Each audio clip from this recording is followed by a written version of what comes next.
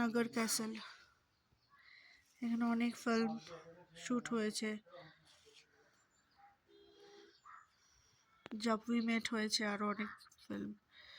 এটা হিমাচল ট্যুরিজমের একটা প্রপার্টি। এটা হচ্ছে মন্দির, এখন এখানে রেনোভেশনের জন্য বন্ধ আছে।